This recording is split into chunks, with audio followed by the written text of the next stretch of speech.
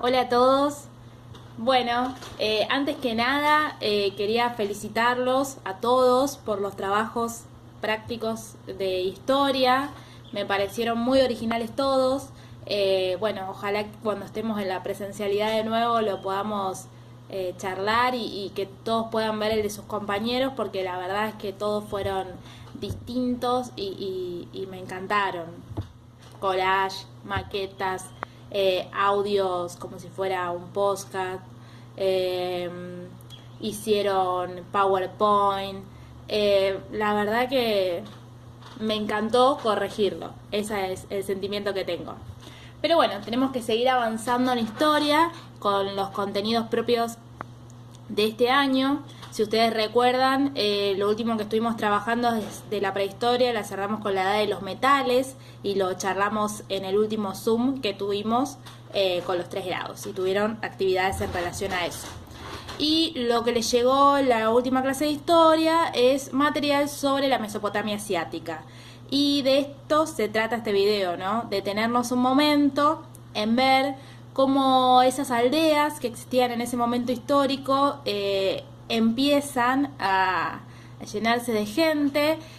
Bueno, se empiezan a complejizar las sociedades. Primero decíamos que eran jefes de tribus, después va a aparecer alguna que otra figura distinta que va pasando de generación en generación hasta llegar a los reyes o emperadores, no sé, depende de la sociedad.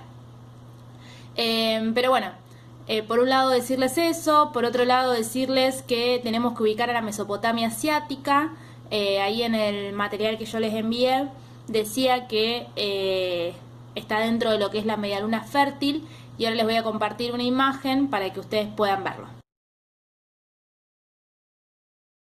Bien, en esa imagen de la medialuna fértil se puede ver bien cómo está ubicada la Mesopotamia asiática. Mesopotamia significa entre ríos, que en este caso son los ríos Tigris y Éufrates, ¿no? Y por otro lado les quería comentar que esas tierras son bastante puestas en disputa, ¿no? Porque esas tierras van a estar divididas, las de la Mesopotamia, en la Baja Mesopotamia y la Alta Mesopotamia. Ahí les voy a mostrar una imagen que lo aclara un poquito. Bueno, como pudieron ver, en la parte de la Alta Mesopotamia, que sería al norte de la Mesopotamia, no va a ser un terreno disputado, solamente van a estar los asirios presentes ahí, ¿no? Porque hay poca vegetación, es un terreno montañoso, la verdad que es difícil poder subsistir en ese medio, así que no va a ser requerido por muchos pueblos, civilizaciones, imperios, ciudades-estado, depende de la forma que adopten, ¿no? No va a ser el mismo el caso de la Baja Mesopotamia. Ustedes pudieron ver que en la Baja Mesopotamia van a estar ocupados por los sumerios, acadios y amorreos. En el caso de la Baja Mesopotamia, que sea tan disputado, tiene que ver con que había tierras fértiles ahí, y ustedes saben que las tierras fértiles sirven muchísimo para la agricultura. Entonces, en ese sentido, por supuesto que va a ser un terreno que todos quieren tener y que todos van a luchar por ese terreno. Entonces, algunos duraron más tiempo, otros menos, pero se fueron disputando esos terrenos. Y ahora vamos a ver más en detalle a cada uno de estas ciudades-estado o imperios. Los primeros que se van a ubicar en la Baja Mesopotamia, es decir, en la parte sur, van a ser los sumerios. En el 3000 a.C. ya estaban ubicados ahí, ¿no? Y si bien antes dijimos que todo el sector de la Baja Mesopotamia había tierras fértiles, esto es porque había muchas inundaciones. Entonces, para poder solucionar estas inundaciones, a ellos se les ocurrió hacer una red de canales de acequias, y esto les permitía solucionar este problema y además ampliar el territorio para poder cultivar, para poder dedicarse a la agricultura, por ejemplo, ¿no? Esto no es un dato menor. A mí me llama siempre la atención ver que ellos ya hacían este sistema de canales por donde se tiene que circular ese agua excedente, esas acequias, ya en el 3000 a.C., hace 5000 años atrás, ellos ya habían pensado en esta solución. Por ahí uno lo ve en la ciudad de Mendoza, ¿no? esta red de acequias, y también me llama la atención cómo se distribuye ese agua, y pensar que ya hace 5.000 años atrás ellos ya lo habían inventado. La verdad, es fascinante. Por otro lado, les decía, algo que también me parece interesante destacar es que ellos conformaban ciudades-estado. Ser una ciudad-estado significa que si este es el territorio que ocupan los sumerios, bueno, acá hay una ciudad-estado, acá hay otra ciudad-estado, acá hay otra ciudad-estado, acá hay otra ciudad-estado. ¿Qué comparte cada ciudad-estado? Tienen la misma lengua, tienen las mismas costumbres, ¿sí? La misma escritura, manejan todos los sumerios, pero cada uno tiene autonomía para poder decidir, para poder manejar sus leyes. ¿Está bien? Es decir, que hay cosas que comparten y hay cosas que no. Y en ese momento histórico, con los sumerios, la figura máxima va a ser el sumo sacerdote o patesí. Uno cuando se imagina sumo sacerdote se le viene a la cabeza las tareas que hoy realizan los sacerdotes, y la verdad es que es muy distinto a lo que realizan hoy los sacerdotes. No solamente oficiaban ceremonias religiosas, sino que distribuían las tierras, se encargaban de cobrar los tributos, de cobrar una especie de impuesto, ¿no? Un dinero económico, toda la parte comercial.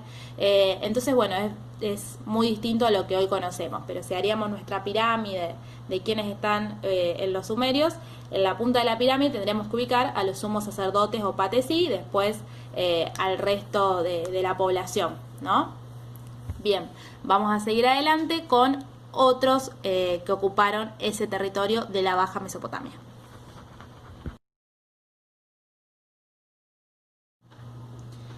Esas mismas tierras donde estaban los sumerios, que habíamos dicho que eran tierras que todos querían porque había tierra fértil, van a ocuparse luego por los acadios, ¿no? Y los acadios lo que hicieron fue, al ocupar ese territorio, imponer su lengua. Sacaron la lengua de los sumerios y pusieron la lengua acadia. Lo que sí dejaron, y que me olvidé de decirles, y que se los digo ahora, es la escritura de los sumerios. Era muy interesante esa escritura, muy distinta a la que tenemos hoy, ¿no? Ellos sobre arcilla, o algo similar a la arcilla, tallaban en la arcilla fresca esa escritura, y después cuando quedaba dura quedaba como una piedra con los cimientos ya marcados, que es la escritura cuneiforme.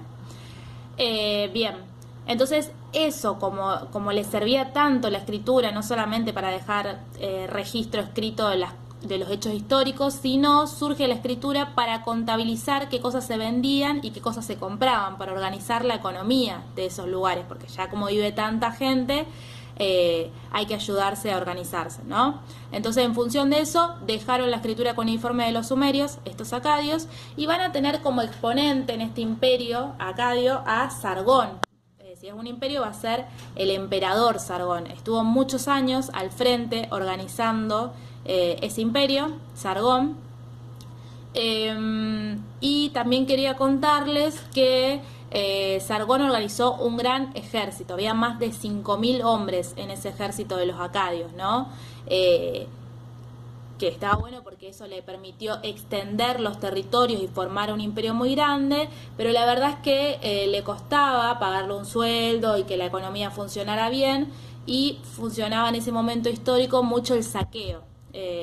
Ya cuando empieza a transcurrir este imperio, se empieza a desorganizar bastante. Hizo muchas cosas buenas, pero la verdad es que se vivía con mucha violencia en ese momento histórico, ¿no? Y bueno, y los acadios van a terminar cayendo y van a ocupar otro grupo más ese mismo territorio que es tan solicitado.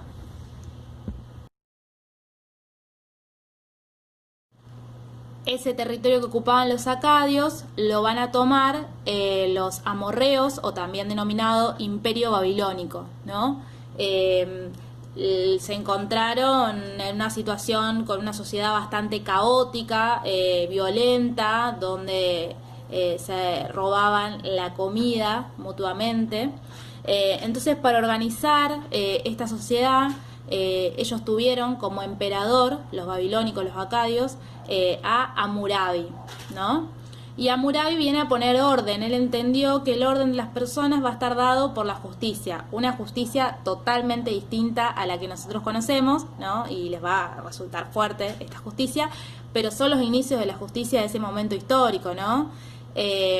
Seguramente habrán escuchado este dicho popular, les pueden decir muchos de sus familiares, ojo por ojo, diente por diente. Este es un dicho histórico que tiene que ver con la ley de Talión, que es que está escrito, ¿no?, en la estela de Hammurabi.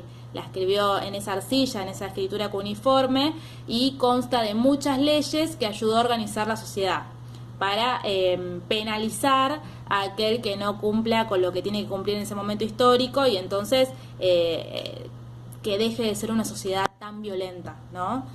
Fue necesario poner esas leyes que hoy las leemos y realmente son muy rígidas, muy fuertes, no son acordes a estos tiempos, pero evidentemente en ese momento histórico sirvió. Entonces, bueno, hoy les voy a dejar como actividad para que lean algunas de las leyes del Código de Hammurabi y que vean, que no estoy mintiendo, que eran muy fuertes, pero eso les permitió en ese momento histórico donde había tanta violencia organizar la sociedad. ¿Está bien? Y con esto de a poquito vamos ya cerrando todo lo que es Mesopotamia asiática, y creo que después de este video debe haber quedado claro que ese territorio de la Mesopotamia asiática, que había poca vegetación y era un terreno montañoso, no era disputado por nadie, y todos se peleaban por este terreno donde había vegetación, había tierra fértil. Entonces, bueno, fueron a lo largo de la historia, ya antes de Cristo, ya en el 3000 antes de Cristo, ocupando los diversos ciudades-estado, imperios, ¿no? Espero que eso haya quedado claro. Les mando un beso enorme y por el momento nos seguimos viendo en la virtualidad.